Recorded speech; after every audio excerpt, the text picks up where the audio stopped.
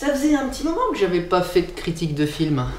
Mais tiens, mais Star Wars 8 est sorti. Nouvelle critique de film. Bonjour tout le monde, c'est Spoilo. Star Wars 8, critique de film, vidéo de Spoilo. Mais oui. Avant que Star Wars 8 sorte, je me suis dit il va y avoir beaucoup de choses à dire. Et effectivement, il y a beaucoup de choses à dire. Bon, vous allez voir, je vais dire beaucoup de fois dans cette vidéo. Des spoils sont présents dans cette vidéo, vous serez évidemment prévenus par un symbole, ne vous en faites pas. Commençons déjà dans un premier temps par se rappeler un peu la situation dans laquelle se trouvait chaque personnage du film. Kylo Ren, après s'être fait exploser la gueule par Rey, est sauvé de justesse avant que la Starkiller Base n'explose, afin de pouvoir achever sa formation auprès du leader suprême, Snoke. De l'autre côté, Finn est sauvé par Rey et reste inconscient à la fin du film. On ne sait pas s'il va se réveiller un jour. Le suspense est incroyable. Rey, de son côté, trouve Luke Skywalker qui est perdu sur une île déserte. Elle lui tend son sabre laser et... bah écoutez, on ne sait toujours pas si Luke a fini par prendre son sabre laser. Hein. Rey est peut-être d'ailleurs toujours en train de tendre son bras pour donner le sabre à Luke. Tu sais, tu peux le prendre, hein. J'attends que ça en fait, donc surtout que je commence à avoir mal au bras, donc si tu pouvais te dépêcher un petit peu, ce serait pas mal. Oh putain, il est con.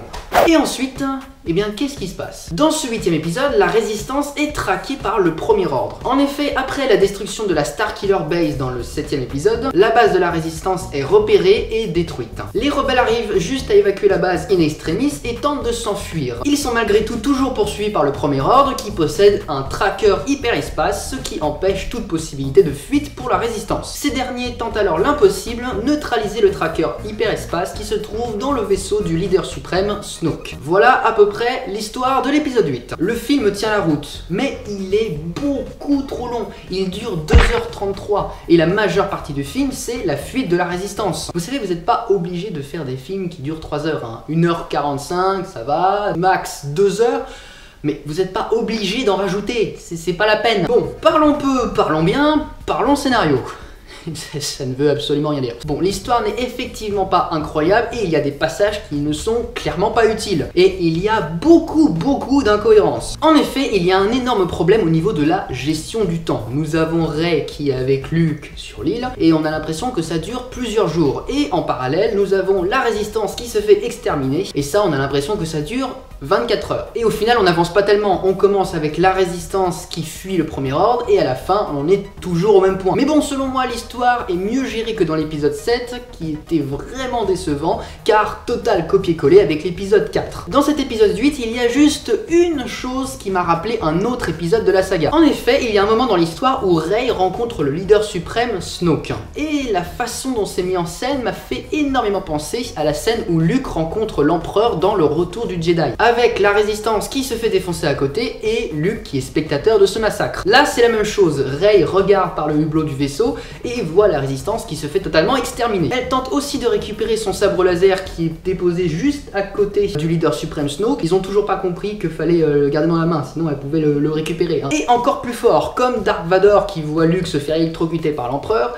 Kylo Ren doit tuer Rey, mais ce dernier trahit le leader suprême et finit par le tuer. Voilà, comme ça on en est débarrassé de ce personnage. En plus il était moche comme tout, voilà, allez. Bon, je pense que le réalisateur a eu un petit blocage sur cette scène de l'épisode 6. Il s'est dit, je veux la même scène dans l'épisode 8, mais avec des personnages différents. Mais là, comme ça, les spectateurs n'y verront que du feu. J'ai eu peur également quand j'ai vu Rey se retrouver toute seule avec Luke sur l'île. Je me suis dit, oula, ça va partir comme Yoda avec Luke, elle va devoir soulever des pierres avec la force, sortir un X-Wing de l'eau. Ouais, parce que dans le film, il y a vraiment un X-Wing dans l'eau. Du coup, ça aurait pu être un peu prévisible. Mais heureusement, ce n'est pas le cas. Et puis, une chose un peu exagérée dans le scénario et qui, je pense, ne passe pas pour de nombreuses personnes, c'est que les vaisseaux rebelles tombent en panne d'essence et se font dégommer un par un. Vite, fuyons! Bah, on n'a plus de carburant. Du coup, on va tous mourir. Bah, ouais. Ouais, au final, ça aurait quand même fait un film beaucoup plus court. Hein. Il y a de l'humour dans ce film. Humour qui est quand même assez inattendu pour la plupart des scènes et qui fait beaucoup penser à l'humour qu'on peut retrouver dans les Marvel, genre les Gardiens de la Galaxie. Du coup, ça ne passe pas forcément bien dans l'univers de Star Wars, qui est quand même beaucoup plus sérieux que les Marvel. Par exemple, Rey qui donne son sabre à Luke, Luke qui le prend et qui finit par le jeter par-dessus son épaule, en mode je m'en fous totalement de ce que tu viens de m'apporter. Eh, moi je m'en bats les couilles de ton sabre laser, en plus, il est dégueulasse. En plus, moi j'en ai un qui est largement mieux, wesh. Bon allez, de toute façon, casse-toi, hein. Non mais allez, casse-toi, tu m'as saoulé là. Je suis content. Pourquoi? Eh bien parce que les personnages sont un peu mieux. Ou en tout cas, ils ont évolué vers quelque chose de plus positif. Finn est devenu un personnage plus important et on sent qu'il a pris du poil de la bête. Et que c'est maintenant un vrai personnage du film, contrairement à l'épisode 7 où on savait pas trop ce qui allait devenir, utile, pas utile, on savait pas. Luke est un peu relou dans cet épisode parce qu'il désespère tout seul dans son coin, répétant sans cesse que l'ordre Jedi est fini. Mais tu comprends pas? Non mais c'est la fin quoi. Non mais j'en ai marre. Non, je veux plus être un Jedi. Mais tu pouvais pas me laisser tranquille toi? Pourquoi t'es venu m'emmerder sur mon île? Et puis il meurt d'une manière pas très sensationnelle. Il se bat avec Kylo Ren par l'intermédiaire de la pensée en utilisant un hologramme. Sinon vous auriez pu le faire vraiment se battre avec Kylo Ren, là ça aurait été vraiment plus épique. Et en plus ça ne marche pas, puisque Luke utilise le sabre que Rey lui a passé, sauf que ce sabre a été détruit par Rey et Kylo Ren quelques instants plus tôt. Bon, on va pas débattre sur la couleur du sabre laser, mais là ça n'est pas très cohérent. Rey, bon, elle reste un peu la même, tout comme Kylo Ren. Je ne vois pas de très grande évolution, à part que désormais elle contrôle beaucoup mieux la force qu'avant, et Kylo Ren de son côté est encore plus en colère et d'autant plus paumé dans sa tête. Suis-je bon? Ou suis-je mauvais? Ah, c'est de la torture psychologique! Et puis leur relation est vraiment étrange. Rey qui déteste Kylo Ren au début et qui finit à la fin par l'apprécier, en mode je comprends ce qui t'arrive. En fait, on est pareil. On est tous les deux paumés.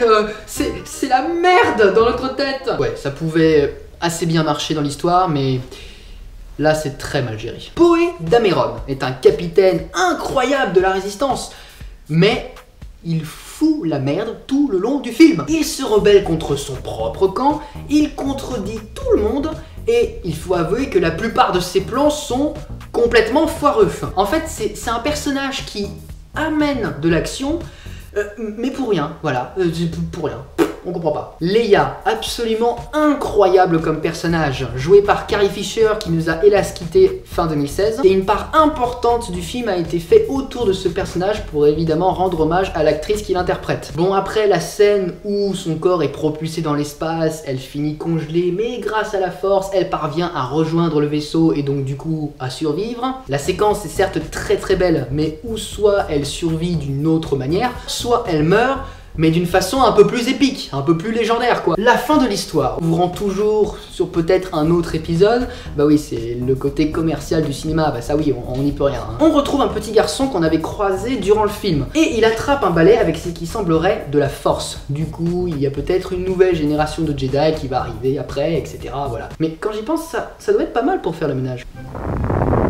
Voilà, bon allez, tu me nettoies toute la chambre et tu passes bien dans les coins. Hein. Ouais bah je suis pas ton esclave non plus, faut pas déconner. Au final, pourquoi j'ai plus apprécié ce film que l'épisode 7? Eh bien parce qu'il est incroyablement beau. La bataille finale est géniale, mélangeant la couleur blanche avec la couleur rouge de la planète, ça c'est super beau. L'histoire est beaucoup plus profonde, plus poétique, les personnages sont largement mieux que le 7. Mais bon, je le répète et répète encore et encore, on va peut-être arrêter avec cette saga. Hein. Vous vous êtes fait pas mal d'argent, voilà, très bien, tant mieux pour vous, c'est très bien, mais stop, juste stop, on arrête, voilà, stop. Voilà les gens, j'espère que cette critique de film vous aura plu. N'oubliez pas de mettre un j'aime si la vidéo vous a plu, évidemment. Mettez-moi un peu des commentaires, j'aimerais bien un peu savoir ce que vous pensez aussi de Star Wars, si vous l'avez vu ou pas. On se retrouve probablement en janvier, oui, parce que les vacances de Noël arrivent, donc je vais avoir plus de mal à faire des vidéos. Je vous retrouve en 2018 et je vous dis à très bientôt pour de prochaines vidéos. Allez, ciao!